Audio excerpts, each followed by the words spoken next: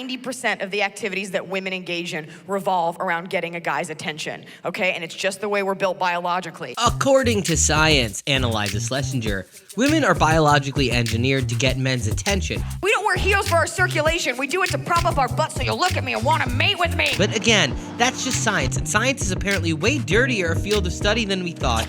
Take NASA scientists who did a bunch of wiener jokes in the programming of the Apollo 11 moon landing module.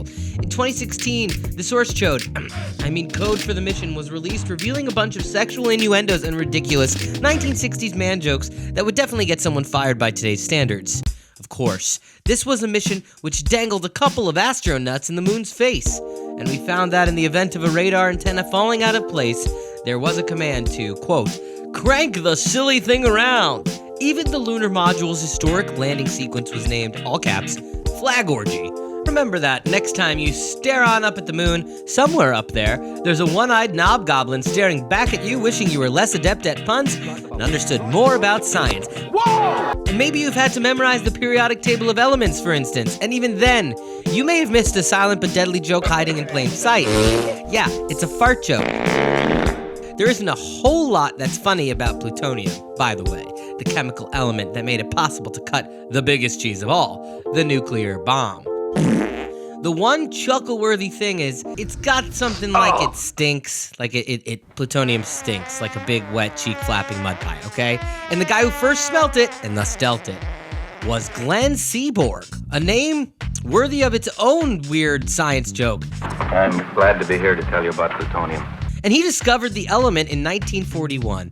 And when he was asked to name his discovery, he cooked up the world's nerdiest, most cryptic fart joke, naming it after the planet Pluto, which was innocent enough to fly under the radar, but here's the twist you may not have noticed. Oh! He insisted on an odd abbreviation instead of PL, which would have just made logical sense. He said it needed to be a PU, as in PU! That's gross.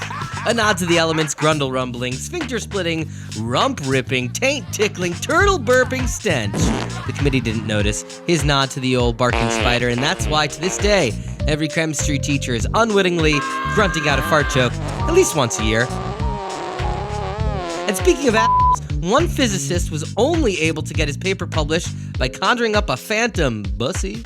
William Hoover was tired of getting his paper rejected by academic publications and decided he needed someone more official sounding to co-sign his work. But making friends with nerds is, admittedly, hard work in and of itself, so he made one up. He resubmitted his paper, this time with a fake co-author.